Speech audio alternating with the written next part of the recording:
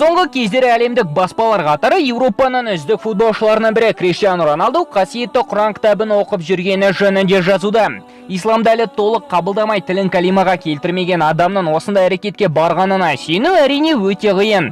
Десе де көптеген өте сенімді баспалар, соның қатарында Қазақстан мұсылмандар діни басқармасының Муфтият KZ сайты да ақпаратты растады. Баспа мақаласына сенсек, португалдық футболшы өзінің анасы Мария Долореш душ Санту Шавейру ауруханадан шыққаннан кейін итальяндық тілшілерге сұхбат берді. Дәл сол сұхбатында Роналду 4 айға созылған карантинде немен айналысқаны жөнінде бөлісті. Карантиннің кезінде адам баласы өзінің жан дүниесімен оңаша қалатын кезі болады. Осы уақыт аралығында мен өте көп кітап оқып, терең мағыналы ойларға түстім. Кейінде қасиетті Құранды да оқып бастадым, деді Ювентустың футболшысы. Әлі Мадридтік Реал сапында да Криштиану Роналду Құран кәрімге деген қызығушылығымен көзге түсті. Германияның түркиялық футболшысы Месут Азил бір сұхбатында Роналдуға арабша оқуды үйретіп жүргенін және әріптесі Құранды тыңдағанды және исламның тарихы жөнінде сөйлескенді ұнататынын айтты. 2013 жылы Мобили компаниясының қызметкері Роналдуға қасиетті Құранның португалша аудармасын және транскрипциясын сыйға тартты. Бұған қоса футболшы Палестина халқына қаржылай көмектесіп, жергілікті мұсылмандарға көрсетілетін геноцидке қарсылық танытатын тұлғалардан бірі екені ешкімге бейхабар емес. Менің есімімді үнемі айтып жүретін тағдырдың сынағына тап болған палестиналық балақайларға көзден жас шығармай қарау мүмкін емес. Мен мұсылмандарды өте қатты жақсы көремін. Себебі олардың өмірі шынайылық пен тазалыққа толы және өте кіршіксіз келеді.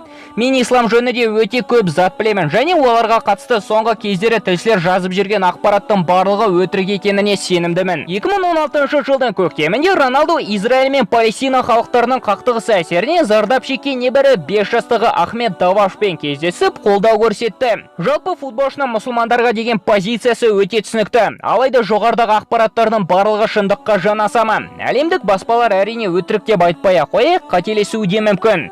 Алайда бұл ақпараттарды тек қана баспалар емес, өте үлкен және сенімді діни арналарда хабарлады. Қысқасы анығын бір Алла ғана біледі. Бұйырса күндердің күнінде әлемнің үздік футболшыларының бірі исламды қабылдап мұсылман болды деген жаңалықты да естіп қалуымыз ғажап емес. Олай болса үміттенетін боламыз. Келесі кездескенше достар, футбол бірінші орында.